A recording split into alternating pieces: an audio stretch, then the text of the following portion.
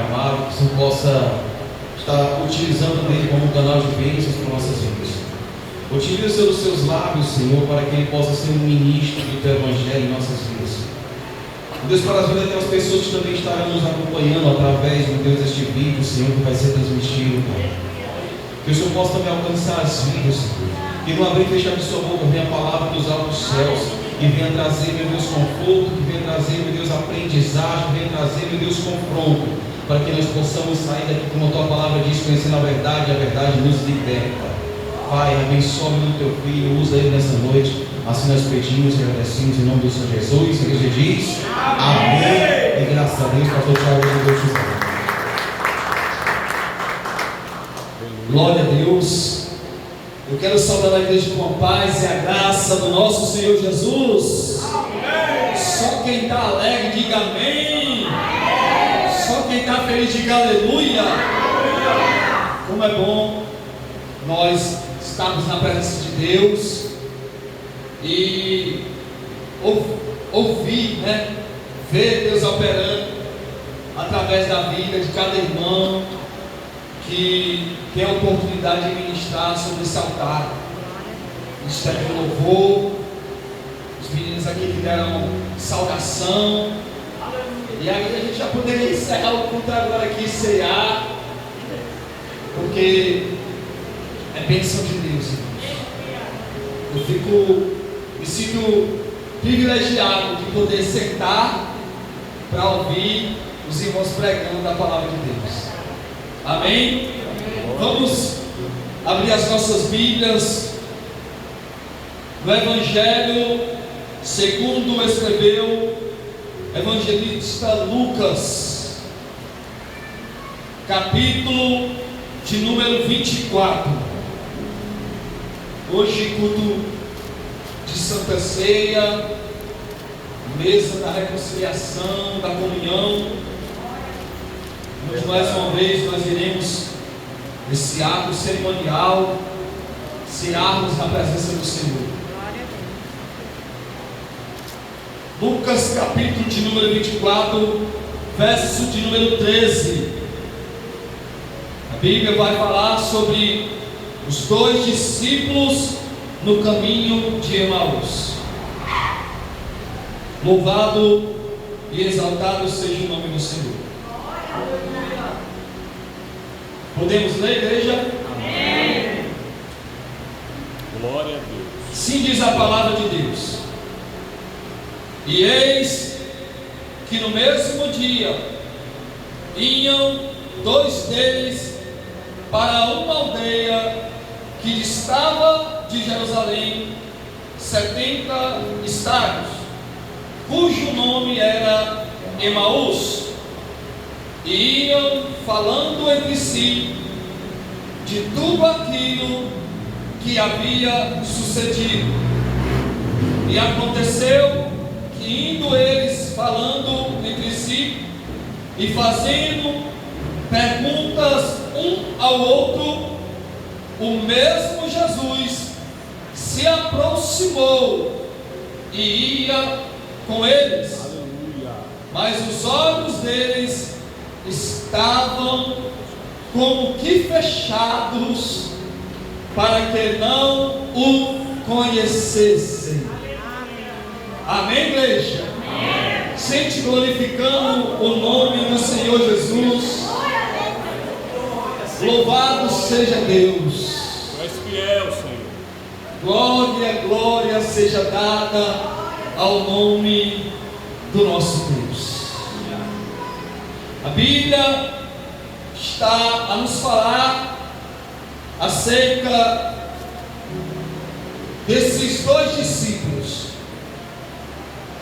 Dois discípulos que ali outrora estavam seguindo a Jesus, andando lado a lado com Jesus, aprendendo com Jesus os seus ensinamentos e compartilhando ali de tudo aquilo que Jesus fazia. Mas agora a Bíblia vai relatar que era necessário se cumprir tudo aquilo que estava escrito. Como já foi lido aqui nesta noite, era necessário se cumprir a profecia, aleluia, ali de Isaías, o profeta messiânico, a qual Jesus viria, o Filho de Deus, e morreria. E como foi dito também em Filipenses, que ele se faria como homem, e que ele seria humilhado, que ele sentiria as dores que nós também sentimos. Era necessário que isso acontecesse, para que se cumprisse as Escrituras sagradas. Queira ou não queira, as Escrituras sagradas irão se cumprir até o dia em que Jesus voltar. Porque Jesus veio e existe uma promessa que um dia Ele também voltará novamente para buscar um povo separado no meio de um povo. O povo que não está preocupado, aleluia, com o que está acontecendo no mundo, mas o povo que tem a consciência de que tudo que está acontecendo no mundo é pela permissão de Deus e para que se cumpra todas as Escrituras sagradas. Louvado seja o nome do Senhor. E esses dois discípulos, parece que por um certo momento eles haviam esquecido ali da promessa que o Senhor Jesus tinha feito a eles, que Ele morreria, mas que a morte não era o fim, mas era apenas o começo daquilo que viria a acontecer. Porque o apóstolo Paulo, ele vai dizer que tragada foi a morte pela vitória.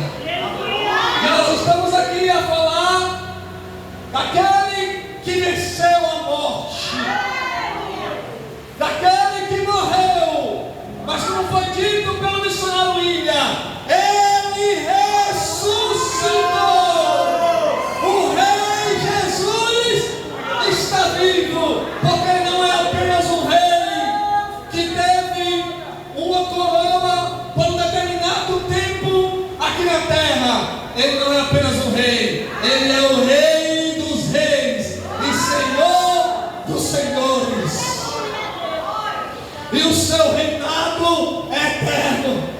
O reinado dele nunca vai passar, o reinado dele nunca vai acabar. Ele é o mesmo de ontem, de hoje e será o mesmo eternamente. Ele é o Verbo que se encarnou, que se fez carne e habitou no meio de nós, e continua a habitar sobre nós, dentro de nós, através do seu Santo Espírito, aleluia, que nos incentiva a seguir em frente. Mas só que a nossa vida, muitas das vezes, se depara como a vida desses dois discípulos, que estavam indo a caminho de Emaús. Eles agora estão saindo de Jerusalém, e a Bíblia diz que eles estão indo a caminho de Emaús. Emaús, que significa fonte quente ou manancial. Mas para mim Emaús, não, o significado de Emaús para mim significa um lugar de incerteza. um lugar de dúvida. Esses homens agora, esses dois discípulos, estavam duvidosos por tudo aquilo que tinha acontecido. E quantas das vezes nós estamos vivendo como esses discípulos estavam vivendo? Quantas das vezes nós também passamos por esse processo de estarmos indo a caminho de Emaús? Emaús representa o caminho de todo cristão, marcado por momentos de tristeza, marcada por momentos de confusão, de desânimo, de incerteza, onde muitas das vezes nós nos deparamos consigo mesmo perguntando: Senhor, será que eu estou fazendo a coisa certa? Nós vimos aqui um testemunho lindo, maravilhoso aqui no domingo passado, onde a missionária Sandra pregava aqui e ela falou um pouco de tudo aquilo, daquele processo que ela viveu, que ela teve que passar, e esse processo nós também enfrentamos. Um momento de desânimo, um momento de incerteza, de confusão na mente, onde a gente pensa: Senhor, será que o Senhor me abandonou? Será que o Senhor desistiu de mim? Será que o Senhor não escuta mais as minhas orações? E todos nós passamos por esse processo, porque é inevitável. Isso é do ser humano, da fraqueza do ser humano. Até Jesus, por um certo momento, ele falou com o Pai e disse: Senhor, por que tu me desamparaste? No momento ali onde Jesus estava no Getsemane, onde ele estava sendo prensado ali, onde ele estava sendo ali, onde a sua alma, a Bíblia diz que a alma de Jesus se entristeceu de uma forma profunda. Quando ele se depara ali com os discípulos dormindo e ele orando ali, dizendo: Senhor, se for possível, passa de mim este cálice, sem que eu beba. E ele ora por 3 vezes, e na terceira vez ele diz: mas não seja feito a minha vontade, mas seja feita a tua vontade. É nesse momento da nossa vida que a gente para refletir e diz: Senhor, não seja feita a minha vontade, mas seja feita a tua vontade. Há uns anos atrás, aproximadamente 2 anos atrás, eu tive que passar por esse processo, quando eu perdi o meu pai, e eu passei por esse processo de desânimo, de incerteza, e eu orava e eu dizia: Senhor, não foi justo. Só que quando a gente para refletir e pensar, a gente diz: verdadeiramente, o Senhor sempre esteve no controle de todas as coisas. Então isso representa Emaús na nossa vida. Talvez você esteja enfrentando esse momento de dúvida, de incerteza, achando que você está fazendo a coisa errada. E muitas vezes vem o conselho do mundo lá fora, que diz: mulher está perdendo tempo, homem está perdendo tempo. Mas aqui nós não estamos perdendo tempo, nós estamos ganhando tempo, irmão. Tempo a gente perdeu quando a gente estava lá fora, fazendo a vontade da nossa carne. Hoje nós estamos aqui fazendo a vontade do Santo Espírito e aguardando a volta do Senhor Jesus Cristo. Aleluia. Glória a Deus. Oh, louvado seja o nome do Senhor Jesus. Emaús é um caminho de esperança, é um caminho de transformação. Emaús é o símbolo do reencontro e a esperança, mostrando que Deus se revela nos momentos mais simples e cotidianos da nossa vida. Porque meu Jesus era simples,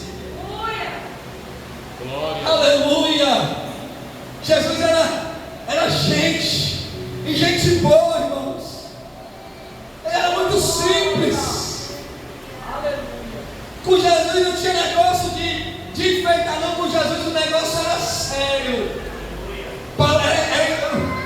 É errado dizer isso. Jesus é como se fosse um cearense. Com Jesus não tinha meio termo, não, irmão. Ou era ou não era. Capa baixo. Simples. Ao ponto de Judas ter que beijar ele no rosto dele, para que os inimigos, soldados ali pudessem reconhecer quem era Jesus, porque ele era muito parecido com os seus discípulos. Jesus poderia ali andar com os seus discípulos num lugar de destaque para dizer que ele era Jesus, mas ele não tinha necessidade de fazer isso, porque o seu testemunho mostrava que ele era diferente. É por isso que os fariseus naquela época, os sacerdotes naquela época, tinham tanta raiva de Jesus, porque Jesus era simples demais. Mas ao mesmo tempo, aleluia, Jesus era reconhecido por muitos. Ele tinha um lugar de destaque, porque quando ele abria a sua boca, mesmo com a simplicidade das palavras, ele falava com autoridade. Oh Espírito Santo de Deus, louvado seja o nome do Senhor. Então Emaús é isso. Emaús também é um lugar de hospitalidade. A Bíblia diz que um bom ministro, ele tem que ser hospitaleiro. Tem gente que não sabe receber ninguém na sua casa, né, irmão? E para receber na nossa casa, a gente tem que ter um certo cuidado, né, pastor? Porque, por exemplo, mesa, Santa Ceia. O que representa a Santa Ceia para nós? Santa Ceia é um momento de comunhão, onde o nosso pastor sempre nos ensina que nós não estamos aqui de maneira nenhuma para apontar o pecado de ninguém, mas nós estamos aqui para dizer que ainda é tempo de você voltar para o propósito que Deus quer para a sua vida, e o teu lugar na mesa ainda estará. Aleluia! O seu lugar ainda estará na mesa, mas para sentar na mesa tem que ter comunhão. Ninguém vai colocar uma pessoa na sua mesa se você não tiver comunhão com ela. Ontem